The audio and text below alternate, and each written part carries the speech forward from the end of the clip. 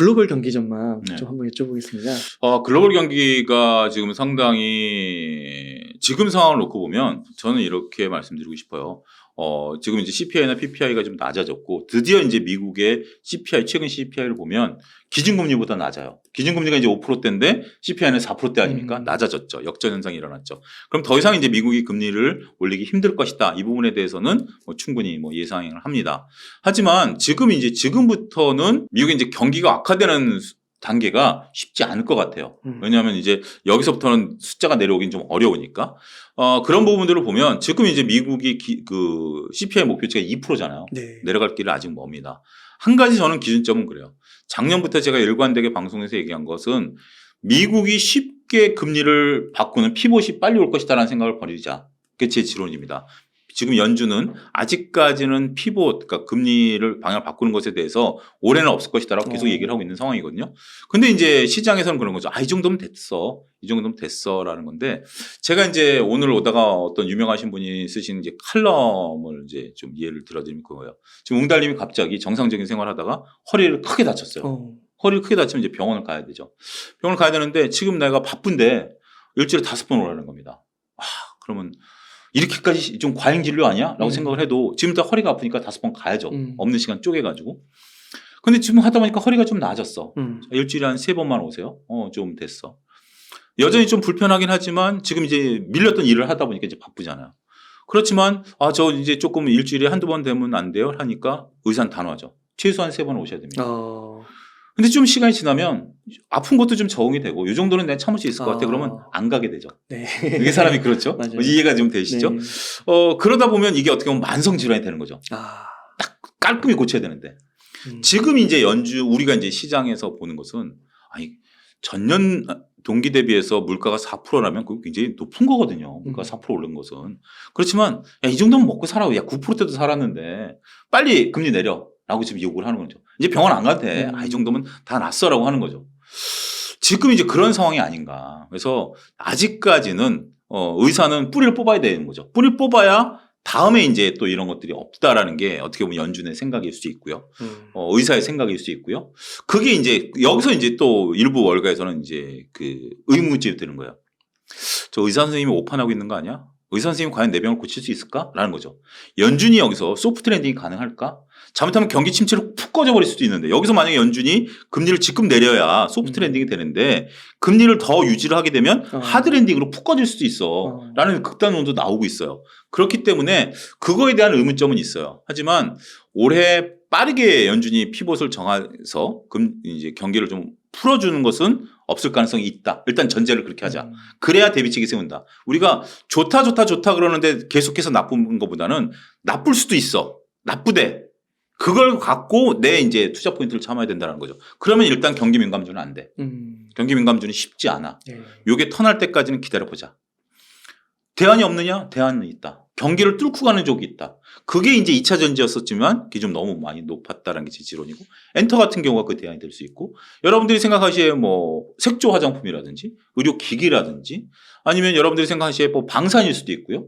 여러 가지들이 이제 나타나기 시작할 수도 있다라고 보여집니다. 그렇기 때문에 그러니까 저는 경기가 둔화될 것으로 보고 그럼에도 좋으면 주가가 먼저 반응하죠. 그럼 이제 그때 가서 사면 되는 거니까.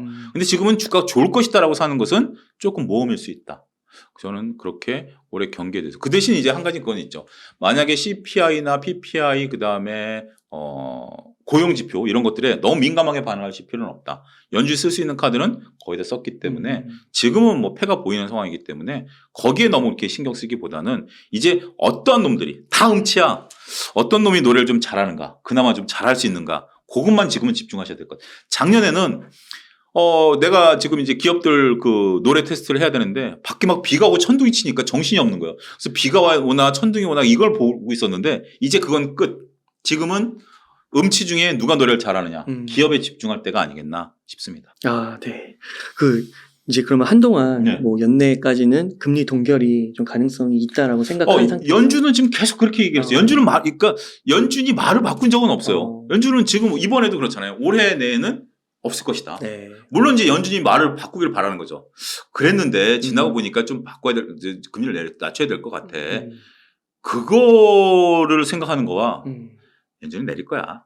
이제 내릴 거야. 이거 뭐야? 어디에 여러분들 방점을 두시겠습니까?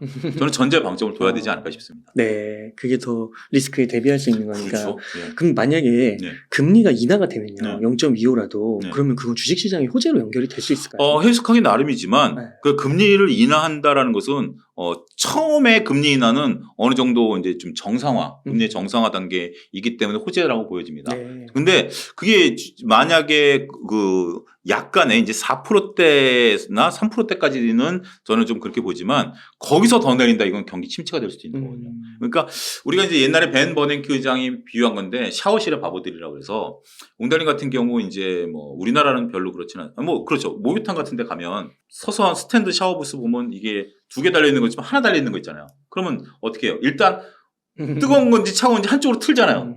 그래야 그걸 갖고 이렇게 조절을 하잖아요. 딱 중간에 놓고 물 트는 사람은 별로 없을걸요? 그렇잖아요. 그런 것처럼 이게 이제 연준도 적정 온도라는 게 참 애매해요. 제 아내 같은 경우는 조금 덜 미지근한 걸 좋아하고 저는 샤워할 때 조금 뜨거운 걸 선호하거든요. 그러니까 서로 이 적정 온도라는 게 다르죠. 근데 그걸 맞추는 과정이 왔다 갔다 몇 번 해야 되는 거기 때문에 지금 이제 금리를 처음에 지금 이제 극단으로 올린 거예요. 그러다가 이제 경기가 좀 침체될 것 같아. 너무 뜨거운 것 같으면 이걸 좀 식혀주겠죠. 그러면서 적정 온도를 찾아갈 건데 처음에 이걸 딱 꺾을 때는 분위기가 좀 달라져요. 뜨거운 물을 맞고 있다 찬물을 맞는 거니까 기분이 좀 좋아지는 건데 이게 좀 지속이 되면 조금 다시 경계가 될 수 있기 때문에 초반에 금리 인하는 호재일 수 있다. 그렇지만 한 가지 저는 여기서 연결을 고려두면 이게 되면 소위 우리가 2020년과 21년에 성장주로 봤었던 기업들이 다시 주가가 올라가지 않을까? 저는 거기에 대해서는 연결고리는 없다. 그때 당시 성장주로 봤던 것들은 기업이 성장할 걸로 봤었어요. 근데 지금 나오는 실적들을 보면 금리 영향도 있지만 본질적으로 성장을 멈춘 기업들도 있어요. 대표적인 카카오라고 저는 봅니다. 그래요? 네, 대표 네이버도 그렇고. 네이버 같은 경우도 이번에 점유율이 많이 안 늘었거든요. 최근에 네이버 같은 경우 이제 우리가 새로운 신사업 챗GPT라든지 아니면 뭐 이렇게 그 미국에 진출하는 기업들과의 시너지 효과 이런 것들을 보는 거지 광고 수입도 줄었고 뭐 여러 가지들을 보면 조금 여러분들이 과거의 인식대로 과거에 짜장면이 맛있었으니 지금은 이제 우리가 짬뽕 먹다가 다시 짜장면을 가야지라고 생각하면 짜장면 맛은 이미 변해 있다. 이 부분도 이건 제 관점입니다. 여러분들도 제 관점에 대해서 좀 의외다라고 하시는 분들은 한번 찬찬히 살펴보실 필요가 있지 않나 싶습니다. 그게 참 어려운 것 같아요. 주식을 소외된 주식을 사라고 하잖아요. 그러면 관심이 없는 주식이면 그게 어떻게 보면 네이버랑 카카오 같은데요. 작년이나 재작년에 비해서는. 그거는 소외다라기보다는 잊혀진 주식이죠. 그래요? 그건 잊혀진 주식이죠. 제가 소외당했던 주식 중에 하나로 작년에 전 롯데관광개발 같은 거죠. 롯데관광개발 같은 경우 카지노를 제주도에 지었는데 그 완공된 게 2021년이거든요. 네. 코로나 때 완공이 됐어요. 그러다 보니까 이게 그 적자가 심해졌죠. 굉장히 어려웠었죠. 근데 그러다가 지금 이제 제주도에 이제 직항노세 들어오면서 외국인들이 들어오면서 카지노에 최근에 기사를 보니까 연일 들어오는 사람들이 신기록을 갱신하고 있대요. 그건 소외된 주식이죠. 예를 들자라면. 근데 네이버 카카오는 웬만하면 다 알잖아요. 이건 이제 잊혀진 주식이죠. 이런 표현이 적절할지 모르겠습니다만 우리가 옛날에 유명했던 연예인들 분들 중에 지금 갑자기 뭐 유튜브나 이런 거, 맞아, 이런 분들이 있었지라고 생각하지만 그분들이 다시 나와서 활동한다고 그거 보시겠습니까? 아니죠. 네. 새로운 분들이 나와서 진짜 뭐 이명웅 씨 같은 경우가 불과 5년 전에 스타가 되려고 누가 알았겠습니까? 근데 지금은 이명웅 씨도 기성 가수죠. 새로운 또 젊은 친구들이 계속 나오는 거죠. 주식시장도 그런 것 같아요. 앞서 언급드렸던 재료의 신선도를 놓고 보면 우리가 이제 그 원로 배우들을 가끔 유튜브에서 보면 익숙하죠. 익숙하고 친숙감이 좋지만 그분들을 몇 번 보다 보면 또 실증이 나요. 그런 것처럼 우리가 알고 옛날에 있었던 주식들이 새롭게 가려면 정말 새로운 재료가 있어야 된다. 그렇게 말씀드리겠습니다. 그러면 네이버 카카오를 만약에 잊혀진 주식에서 소외된 주식으로 바꾸려면, 인식을 바꾸려면 재무제표에서 매출하고 영업이익이 찍히면 되는 건가요? 그렇죠. 뭔가 일단 뭐 두 가지죠. 하나는 재무제표가 좋아져야 되고 기존 사람도 새로운 것들이 있어야 돼요. 제가 항상 재작년부터 작년도 말씀드려요. 도대체 네이버 카카오가 뭘로 돈을 앞으로 벌 건가요? 지금 경기를 완전히 타고 있잖아요. 네이버 같은 경우 광고 수입이 줄어들고 있고 새로운 먹거리는 안 보이고 카카오는 특히 이제 좀 먹거리가 되면 다 분사시켜버리고 이번에 뭐 다음 홈페이지도 분사시켰 여기 사내 그 회사로 만들면 저는 자꾸 이제 이 색안경을 끼는 거예요. 이건 나중에 또 이것도 상장시키는 거 아니야? 색안경을 끼게 되는 거죠. 이런 인식이 바뀌기 전까지는 매수로 제가 이제 권해드리기 어려운 거죠. 저도. 그러다 보면 이게 컨센서스가 형성되기 어렵죠. 도대체 카카오가 뭘로 돈을 벌까요? 많은 분들이 얘기하시는 게 우리가 이제 카톡을 쓰고 있는 거 아니냐. 쓰고 있는데 주가가 그렇거든요. 저도 얼마 전에 이모티콘 하나 또 샀어요. 좋은 이모티콘이 있더라고요. 이모티콘 저는 좀 나이에 비해서 이모티콘이 많아요. 자주 사는데. 근데 주가가 그래요. 그들이 제시를 해야지 우리가 이것일 것이다라고 예측하는 것은 선호가 바뀌었다. 그러니까 생각해보니까 웹툰하고 웹소설 이런 거는 작년에도 많이 나왔었네요. 많이 나왔죠. 예, 그래서 뭐 이번에 동력이 사실 뭐 된다고 새로운 뉴스로 느껴지진 않네요. 딱 쉬운 예를 들어 드릴게요. 웅달 책방에 우리 구독하시는 분이 예를 들어서 20만 명이다라고 칩시다. 네. 근데 1년째 20만 명이에요. 그러면 웅달님이 이걸 돌파하기 위해서 뭘 해야 될까요? 새로운 시도. 새로운 콘텐츠 시도를 해야죠. 그렇지 그렇죠. 않으면 20만 명이 유지되는 것만 해도 다행이죠. 맞아요. 똑같은 거예요. 지금 카카오 같은 경우 우리가 다 쓰고 있어요. 뭔가 새롭지 않으면 웅달 책방이 20만에서 100만 가려면 계속해서 늘어나는 추세라면 상관이 없지만 멈췄어요. 1년째 정체야. 그럼 새로운 모멘텀이 없으면 그건 돌파하기 힘들다라는 거죠. 네. 그래서 새로운 모멘텀이 좀 보이시는 게 상대적으로 엔터와 제약바이오 쪽을 생각하시는 거고요. 예, 좋습니다. 그러면 소장님 지금 한 1억 정도 현금 있으면 종합적으로 어떻게 좀 투자를 하실 것인지. 제가 지난번에 그 질문에 그랬던 것 같아요. 네. 일단 뭐 어떤 대형주든지 덜어오는 걸 좀 사자. 그때 그 말씀을 한번 드렸던 건데 그 부분은 이제 조금 조심스럽고 지금 1억이 있다라면 현금 비중은 70까지 전 늘리겠습니다. 지금은 70까지 늘리고 왜냐하면 근데 이 70은 언제든지 나를 유혹할 때 쓰면 돼요. 갑자기 뭔가 유혹하게 나올 때 그것이 나올 때까지는. 그리고 지금은 대부분의 지금 테마주들이 다 꺾여 있는 상태이기 때문에 그냥 30% 정도는 엔터주에 묻어놓고 70%는 오늘은 짜장면 먹을까? 오늘은 짬뽕 먹을까? 보이다가 갑자기 확 땡기는 게 있으면 사는 거예요. 미리 배달 외부로 주문하지 말고 지금은 돈이 있는 사람일수록 유리한 시장이 됐어요. 2차전지든지 로봇이 올라갈 때는 주식을 갖고 있는 사람이 유리한 때였죠. 망설이다 보면 돈을 못 벌었죠. 근데 지금은 망설여도 되는 시기라고 봅니다. 망설여도 되는 시기고 망설이다가 딱 하면 조금씩 사는 거. 그래서 저는 지금 1억 있다? 한 70%는 현금, 30%는 엔터. 어차피 뭐 이제 좀 종종 자주 여러분들 뵈려고 하는데 그거는 이제 제가 나올 때마다 그 질문에 대해서는 항상 변화된 모습을 보여드리도록 하겠습니다. 30%는 엔터 제약바이오. 네, 그 중에서 여러분들이 좀 마음에 드시는 그럼 한 가지만 더 여쭤볼게. 2차전지 관심이 너무 많으셔서 만약에 조정이 고점 대비 아까 50% 정도 받으면 많이 받은 거라고 하셨잖아요. 많이 받은 종목이 있어요. 그 정도로 받으면은 진입을 해도 괜찮을까요? 아니요. 그것도 안 돼요? 네, 그건 아니죠. 왜냐하면 단기적으로는 리바운드가 가능해도 그 50%가 다 매물대잖아요. 매물대, 그러니까 그거를 저는 진입할 수 있는 시점은 여러분들이 그 주가 빠진 게 아니라 거래량이 분출하면서 주가가 바닥에서, 그러니까 이게 예를 들어서 쭉 올라가다가 지금 떨어졌어요. 단순하게 차트가 쭉 떨어졌다가 여기서 거래량이 분출하면서 한 10% 올랐다. 그럼 매수 시점이에요. 근데 그게 20%에서 올 수도 있고 30%에서 수도 있고 70%에서 올 수도 있어요. 근데 그렇지 않고 지금 단적인 예로 위메이드 고점에서 50% 빠졌다고 들어가신 분들 지금 아직까지 뭐 안 되잖아요. 위메이드를 못 사는 이유 중에 하나가 뭐 위믹스 코인이라든지 뭐 위메이드 뭐 메타버스가 아니라 거래량이 안 늘어요. 거래량이 안 는다라는 것은 투자자들이 거기에 관심이 없다라는 거예요. 2차전지가 다시 올라가려면 거래량이 반드시 붙으면서 한 10% 정도 그거 확인하려면 한 10% 정도 최소한 저는 한 20, 30% 정도 올라오기를 바라지만 바닥에서 그렇지만 최소한 10% 정도는 강하게 올라줘야만 고점까지 못 가다 하더라도 반등에 리바운드 할 수 있지 않을까. 그렇군요.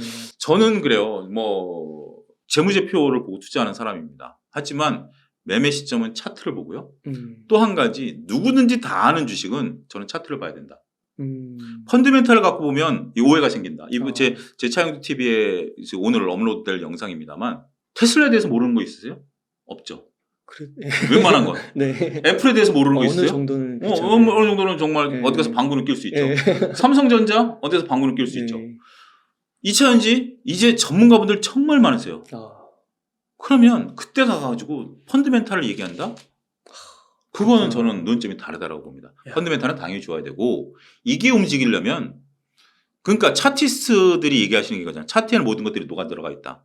근데 그 펀드멘탈 보시는 분들은 그거예요. 아니다. 안 녹아 들어가 있다라고 하는 건데 그거는 차트가 움직이기 전에는 펀드멘탈이 보이죠. 차트만 놓고 보면 이 주식은 살 주식이 아니야. 근데 재무제표를 보면 펀드멘탈이 보면 이거 살 주식이야. 차트가 안 움직였어. 그렇기 때문에 그 소외된 주식을 살 수 있는 거고. 그다음에 주가 쫙 올라가는 데 가가지고 야 이거는 뭐 계약이 어떻고 막 그것 때문에 산 거예요 사람들이. 그렇군요. 그걸 모르는 사람들이 아직도 있어? 그건 아예 관심이 없는 사람들이고 관심이 있는 사람들은 다 산 거죠. 네. 그러다 보니까 주가 떨어진 거죠. 그렇기 때문에 지금 저는 2차 전지를 펀드멘탈로 접근한다? 아 그러면 한 10년 들고 계셔야죠. 조용히 들고 계셔야죠. 그래서 저는 그런 메커니즘을 보셔야 되지 않을까 싶어요. 10년 들고 있어야 돼요. 10년이 될수 20년이 될지 뭐 그거 될지 모르죠. 뭐 삼성전자, 구만전자가 언제 갈지 그것도 아무도 모르는 거죠. 네, 알겠습니다. 그러면 소장님 끝으로 시청자님들께 좀 하고 싶으신 말씀이나 강조하고 싶으신 말씀 일단 부탁드릴게요. 일단은 2023년 들어서 나타난 현상 중에 하나가 우리 옹달님 혹시 그거 아신가? 옛날에 우리 그 TV에서 개그할 때 연변 개그? 잘 기억이. 나야. 우리 그런 게 있었어요. 그 연변 개그라 해서 연변에서는 웬만한 거 갖고는 뭐 이건 뭐한다 뭐 이런 개그가 있었죠. 지금 여러분들 중에 일부는 20-30% 수익 낸 걸 가지고 올해 별로 만족 못 하시는 분들이 계세요. 1년에 여러분들 20-30%씩 내면 워렌 버핏보다 수익률이 더 좋은 거예요. 그리고 지금 여러분들이 올해 20-30% 이상 수익을 냈다라고 보면 저는 실력보다는 굉장히 말씀드리면 운이 좀 많이 강했다. 그리고 그런 것들을 적절하게 잘 공격적으로 하신 결과다라고 말씀드릴 수가 있겠습니다. 자, 흥분도를 좀 가라앉힐 필요가 있지 않을까. 더군다나 5월부터는 변동성이 좀 시작되고 있는 종목들도 있거든요. 여기서 내가 남들은 좀 식어가는데 혼자 공격적으로 하면 위험할 수 있어요. 그렇기 때문에 조금 좀 쉬어가자. 주식은 안 쉬어가더라도 여러분들의 호흡을 좀 쉬어가자. 여러분들의 호흡을 쉬어가게 되면 비로소 우리가 그렇잖아요. 멈춤은 비로소 보이는가라는 것처럼 조금은 이제 물론 이제 그거에 대한 어떤 뭐 뒷얘기 말고 그냥 말이 좋으니까 받아들이자고요. 네. 잠깐 멈추면 새소리도 들리고 바람 소리도 들리고 그러다 보면 또 주식 또 새로운 주식이 보이거든요. 그런 타이밍이 아니겠나.